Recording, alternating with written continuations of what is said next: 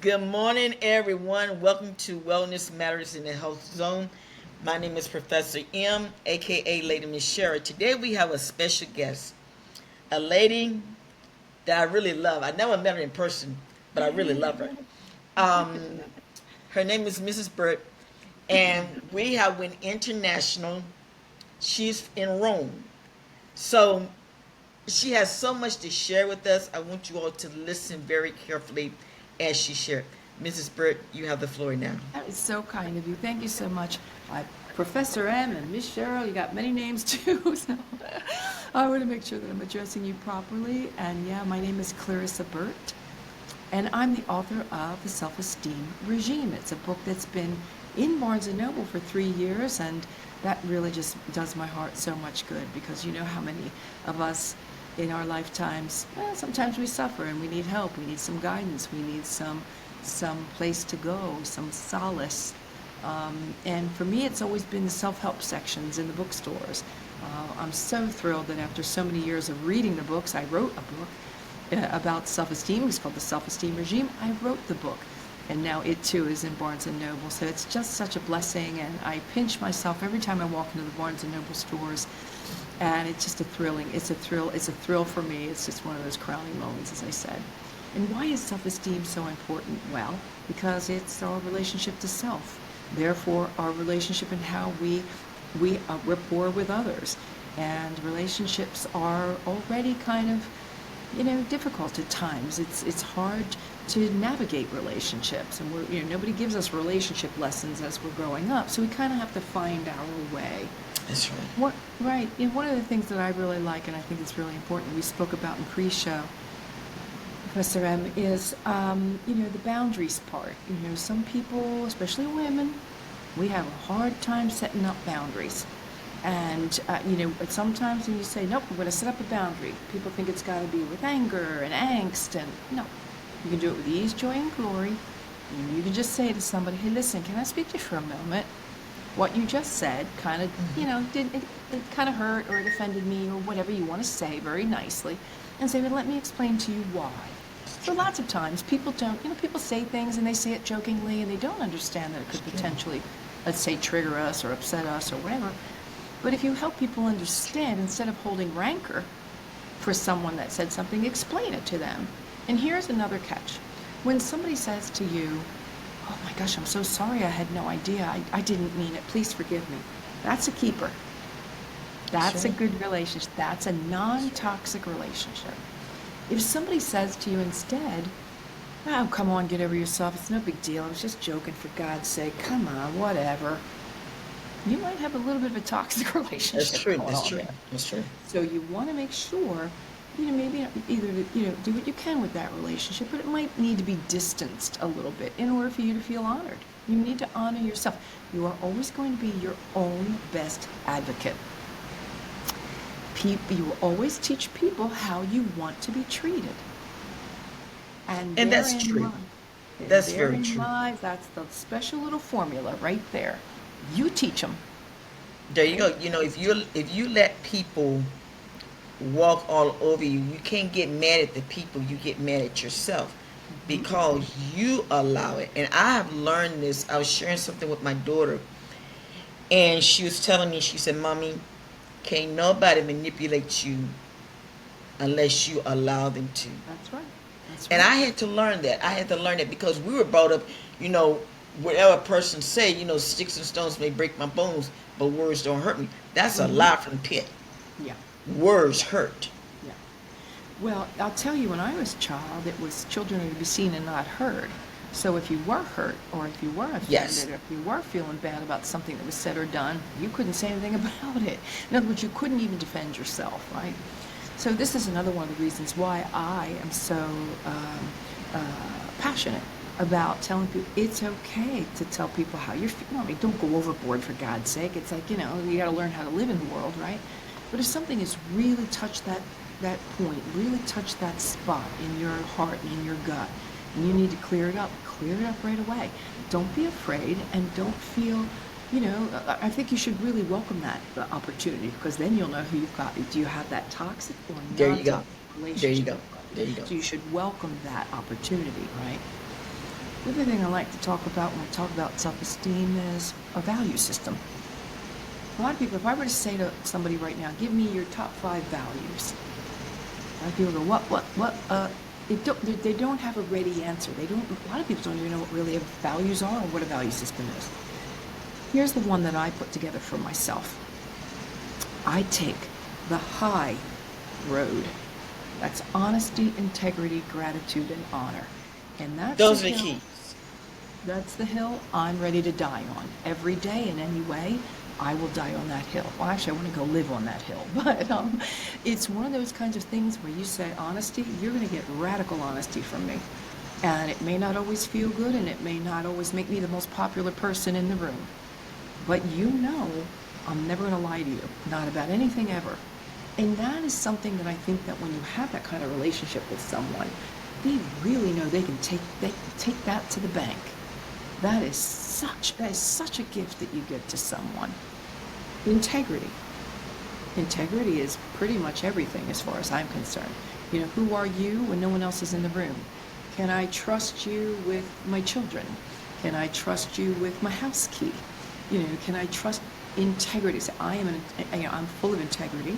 You know that if I go in and water your plants while you're on vacation, I'm not rifling through your medicine cabinets and I'm not opening up your drawers. You know, I'm in, I'm out. You know, and so you know that's a big part of who we are. Is do we live in integrity, the fullness and the completeness of who we are? You know what? And I gotta say something because, like I say, every time you and I talk, we only talk one time, but it's like you read my mind. I'm working on a business school now about integrity. So many businesses have lost integrity. Yes. People have lost integrity. It's like everybody's free will. You know, we're gonna do what we want to do. And don't give a care about nobody else. But I believe in honesty. I believe in honesty to the max. Yep. Don't snow. Well, we in the black culture we say snow. Don't snow me because just to make yourself feel good. You know what I'm Right. saying? Yep. Yep. And this is what's wrong with, I can say, America. There's no integrity in business. There's no integrity in nothing. Exactly. And people feel that it's good, but it's not good. Yeah. They don't know how to treat The people. pendulum has swung a little too far in the other direction. You know, it's good Thank to stand you. up. Yeah. It's okay to stand up for yourself and your, you know, beliefs and things along those lines. But it's really not okay to just completely lose, you know, they used to call them manners when we were children. Thank you. Professor, True. That is true. you will remember those words, right? They used to be called good manners, and we were taught good manners, and we exhibited good manners, and today that doesn't seem to be a thing. But imagine the kind of relationships we can still create and are still creating when we do live with honesty, integrity, and good manners. You know, I would much rather support a business or an activity that is dealing with people that are honest and have good integrity than with people who are just going, I don't care, couldn't care less. You want to come to my And business? what you're saying, it is so true. What Mm-hmm. you saying is so true. Cause I was kind of brought up like you was. Children to be seen and not Yep. heard. Yep.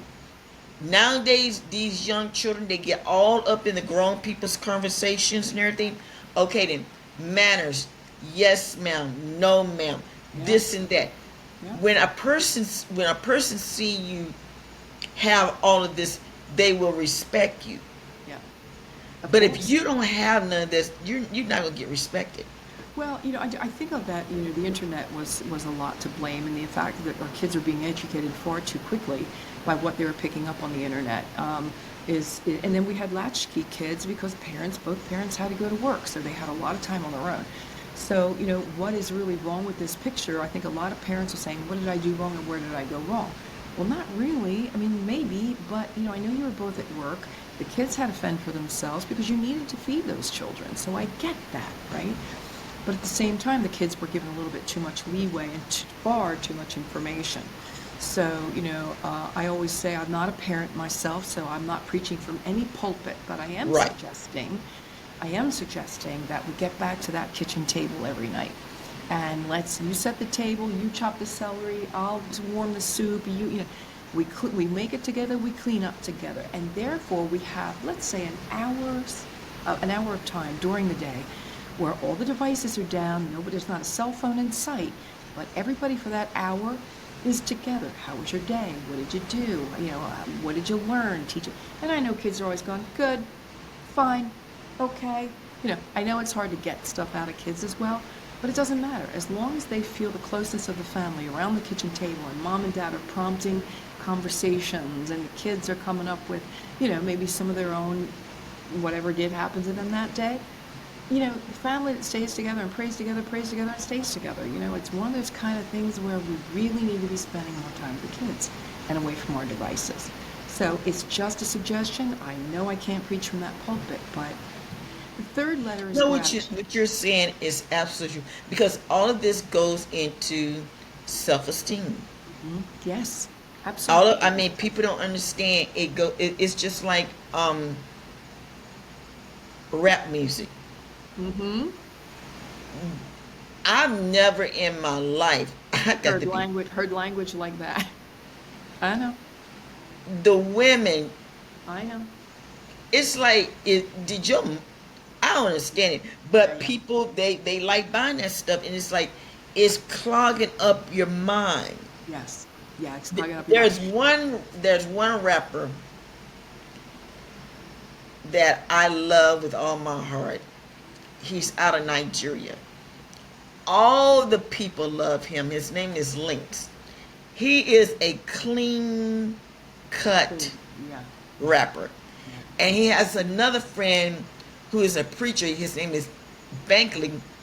And he lives in Nigeria, UK, and America. His music is clean. You don't have to get out here. Yeah. And yeah.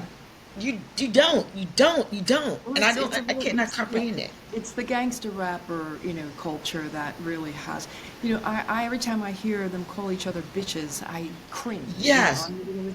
It's not okay. That's not who, we're not bitches. We're women and we need to be treated. I know I'm not. My mama. Yeah.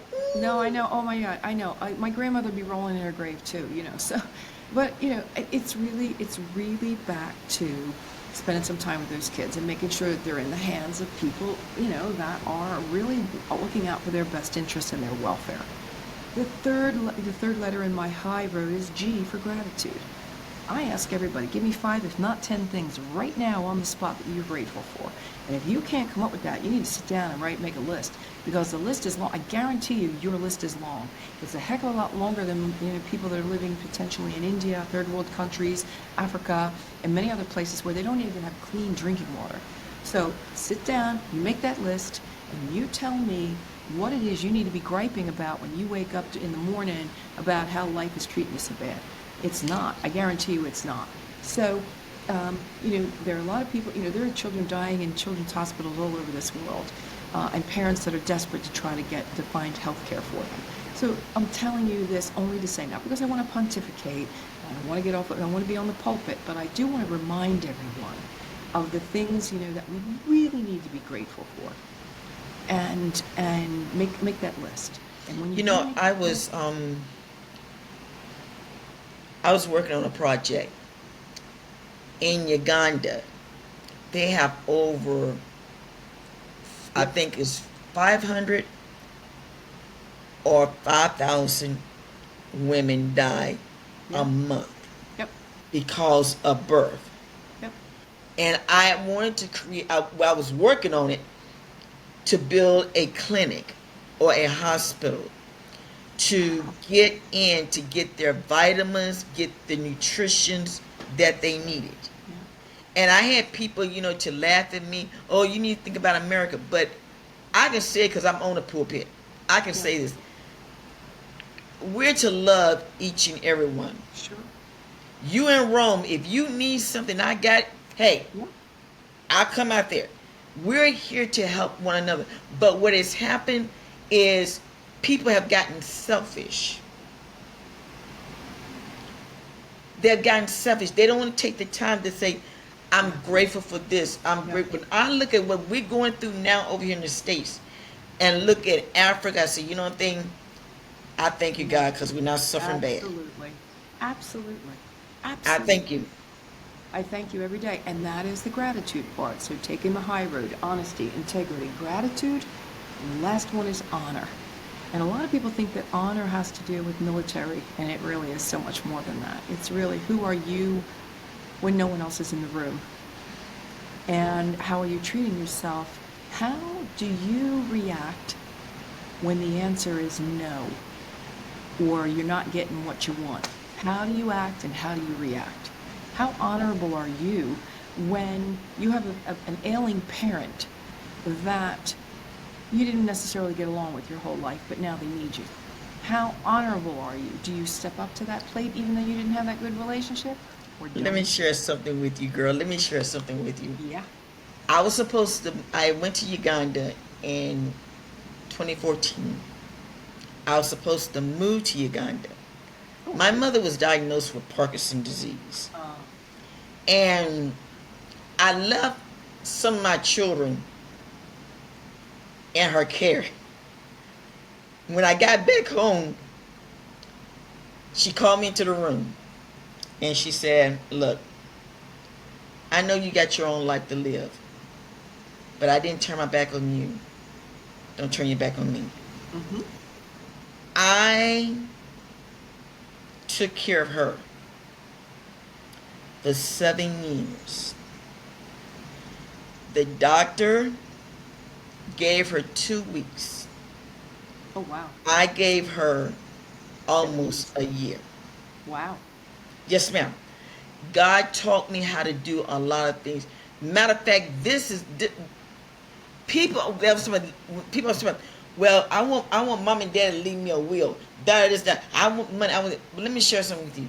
Mm-hmm. My mother, because of my mother's sickness, I learned so much Mm. until I went into the health field business. Although I was already in the health field business because I used to be a nursing assistant, but I got injured. You Oh. look at me now, you think, well, she's normal, but no, man, I'm handicapped. My spinal cord Yep. got messed up very badly. So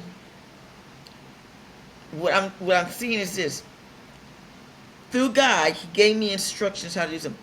Through me taking care of my mother, God blessed me to start Mm-hmm. my own medical thing. This is There why I you do go. it now. That was her will to me. Yes. And I'm very honored. People, And that is, they well, it's ready to throw honored. people in the nursing homes. Yeah. Well, Just like you're my honored. ex-husband. You're Just honored, like my but ex-husband. yeah, Thank you. I'm but you're sorry. also, I'm that's sorry. what I was going to say. No, no. You're Just honored. like my ex-husband. We were married for 30 years. We did not get along. We was different from night and day. But when he had his heart attack, I told them I'd take care of him. And he has even admitted, I know I did you wrong and I'm sorry. I said, you never thought that I would help take care of you. And he said, no, I didn't. When you go beyond and Yeah. you can forgive, Yeah. that right there is what you call true honor. That's Not right. throwing them in the nursing home, That's not right. doing that. And even hospice said, they said, don't you dare throw your mother in the nursing home because she don't need to go to the nursing home because you were doing a great job. My ex-husband, he was telling me, he said, well, I guess y'all going to throw me away. I said, no, I'm engaged. And I talked it over with my fiance. I said, look, if he get real bad, I'm going to take care of him. And he even told me, he said, I cannot come between 30 years. Sure. Well, that's an honorable man. Thank you. And I don't take him for granted. Yeah, of course. So, as we get back to taking the high road, you can see there are the four different components that help us to lead an honorable life, and help us to as to know, ourselves better, the relationship to ourselves better. I mean, when I live taking a high road life, I'm feeling pretty darn good about myself. Therefore, I'm attracting goodness into my life because I know, and anyone that has anything to do with me knows, that's what you're going to get from me. Am I perfect? No. Am I human? Yes. Am I, am I a work in progress? Every damn day. But I make sure that I want to be a better person tomorrow than I am today. And I will do whatever it takes to be a better person tomorrow than I am today. So it's just one of those kind of things where it's another really good self-esteem piece when you've got good, strong values and you adhere to them. It makes you feel very good about who you are. The other thing we were talking about in pre-show, and I remember discussing with you, was I'm enough. Here, I am enough. I am enough. Everybody's enough. You're enough. Everybody's enough. So I looked up one day, what's the definition of enough? And the definition of enough is only as much as is required. Let me say it again. Only as much as is required. Well, Thank you. I don't know about you, Professor M, but I'm a whole heck of a lot more than enough. I look at people. There's some of the counselors, the counselors, the big rigs. They're saying you are enough, but like you said, but when you really dig down into it and all this type of stuff, it is more. This is the reason why I created this show, is because I like getting to the root. Yes, I am enough when I do what I'm supposed to do. Mm-hmm. You are enough when you do what you're supposed to do. You're not enough just because you wake up in the morning. I am enough. No, it doesn't work like that.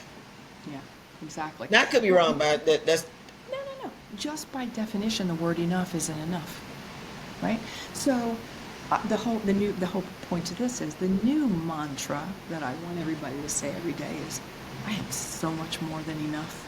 I am so much more than enough. And that's another really good thing. You put it on a little sticky note, you put it right in front of you all day long, you put it on your mirror in the bathroom, and you make sure that you say that to yourself quite a few times a day. And it really does help. It elevates, right? Elevates the energy of your being. And it's just one of those really, really cool kind of things that I just love. Here's another one that I'll leave with your audience. Loyalty is when I've got... well, so I know. Loyalty is when I've got your back behind your back. Think about that. So all the time we're at the water cooler and everybody's dishing on Susie Q, and she did this and she said that, and she's this name and she's of that name. Maybe Susie Q's just having a bad day. Maybe Susie Q's going through is going through it. Maybe Susie Q, and I know Susie Q, and I don't know her like that. Maybe she just needs a damn hug or somebody to talk to. So we're always so quick to jump on, on someone else to make ourselves feel better. Why don't we stop all the jumping and just go make somebody else feel better? That word, and you see me laughing when you said loyalty. That word has been dished around until it has become a manipulation word. Loyalty doesn't mean that you have to kiss somebody's foot. Right. Loyalty means, like you, I'm loyal to you. Like I say, if you was to call me, Professor, I don't know you that good, we just met, but I need you to come to Rome. Trust me, I will find a way to get there. Sure, I know. If you, like I put on the review about you, I meant every word that I said. Thank you, I saw it, thank you. Because of the simple fact is this. You're a very humble lady. You say what you gotta say. You and I click. And I love that. Now I'm loyal to you. Because you came on my show, you humble yourself. I ain't got to. No, you humble yourself, and you made my show go. I don't want to cry. You made my show go international. Yeah, I know. And I appreciate that. That's loyalty. I even showed you the streets of Rome for a moment. It's my best. Oh yeah. I had my family laughing about this. I said she's. They want to drop the computer. I said, but. It is so beautiful, and by God's grace, I am coming out there. But you are a beacon of hope. Thank you. My prayers is that I can do a conference with you, and there's another lady I call her Mama Sharon. Mama Sharon is 70, either 74 or 78. But honey, she just like you. She got some spunk up in her and That's everything. that's But awesome. to bring the women together and the Mm-hmm. men, because you have men, it's just not only women, Mm-hmm. men too. Bring them together, and we sit down and we can talk to them Yeah. to help them to get their minds Yeah. together. Yeah, exactly. Yeah, I think that we really do. Self-esteem again, it goes very wide and very deep. And it Yeah. doesn't discriminate. It doesn't discriminate men, women. It doesn't discriminate, 14-year-old girls or 80-year-old men, right? It's all over the place because self-esteem is one of those kinds of things that people say, do you ever get like 100? No, you never take a test on self-esteem and get 100. You know what I mean? And you're good for life because Hmm. life will trigger us and it will ebb and Hmm. flow. And so I use the analogy that, when the storm comes through, and inevitably we're going to see them, they're going to come through.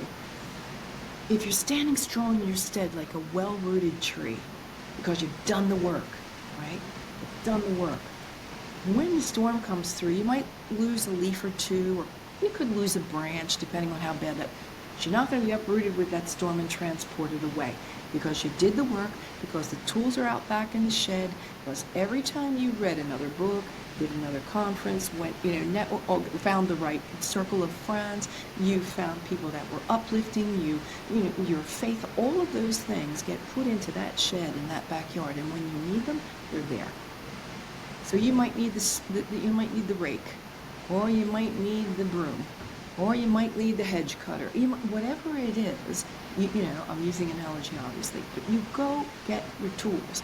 And I can guarantee you there's very little that life could throw at me today, Professor M, that that I wouldn't be ready for. I'm 65 years old. I've seen it all. I've been through it all, and I guarantee you that there's nothing that could happen that I could not handle it to the best of my ability because I've got the It's the tools. truth. What you're saying is the truth. I'm in my, I'm in, yeah. I understand exactly what you're saying. Yes, I do. Yeah. Yes, I do. Yes, I do. But you know, the us older women, Mhm. we are really outshining the young women. I mean, we are. I mean, now I don't wear makeup that much on my face because I'm natural, but I do wear it sometimes. Mhm. But Mhm. look at Mhm. you. I would have never known you was 60 some years old because you look Mhm. like a 40 some year old woman. Oh, good. You're my new best friend. Thank you. Yes, ma'am. I mean, you really do. I mean, you really Yes. do and stuff. And people don't understand when you go by the guidelines and don't get caught up into the mess. Mhm. God preserves you. He Mhm. preserves your body. There was a lady that was 103 years old Mm. yesterday voting. Yeah, I saw her. I saw it on social. It's like, Awesome. you go ahead, mama. Just live a clean life. Just live a clean life. And a lot of people get caught up in drugs and alcohol and addictions and things, and a lot of people come out and they live a shining life. Sometimes again, you have to go through the darkness to come out into the light, and And that's that's the truth. that's The darkness is your testimony. that's exactly right.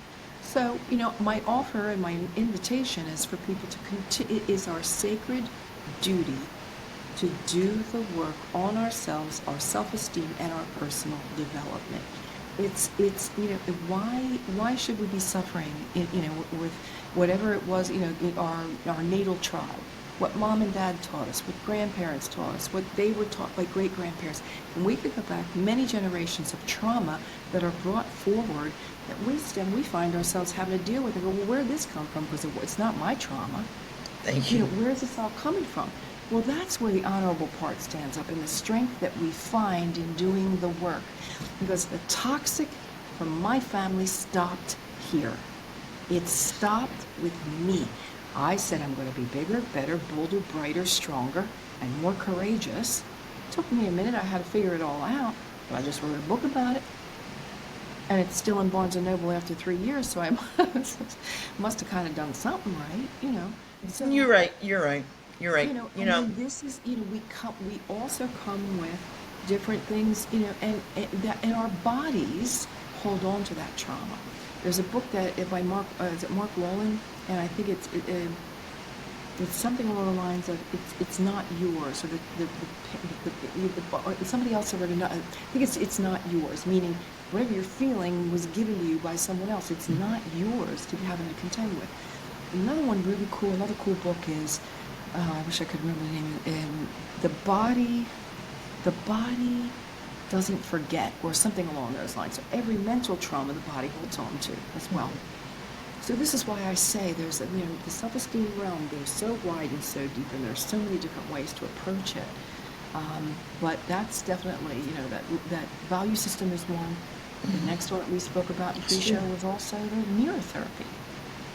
Two ways to approach a mirror, Professor M. It's looking into the mirror or looking at the mirror. When you're looking at the mirror, you're preening, you're getting yourself ready, you're putting on your makeup, getting yourself, all dolled up. It's looking at the mirror. When you look into the mirror, you're dealing with your eyes locking with your own eyes and talking to yourself and doing the work that you're waiting for other people to say. Remember that this is self-esteem. This is not what everybody else thinks about me, esteem. Right? And so when you get in front of that mirror and you start talking to yourself, you're your own rah-rah session. Hey, Clarissa, I just want to let you know, you look pretty good today. I'm really, thrilled about the progress you're making on that presentation that you're making, and that speech you gave the other day. Girl, that was some great stuff you did in front of that room, and I think you really left the best of yourself. I want to let you know that I love you, and I want to let you also know that I forgive you for that time that you got with the wrong man, you slipped up with whatever. And when you start to have these conversations with yourself, bring a tissue, you may need it. Some people have a hard time getting started.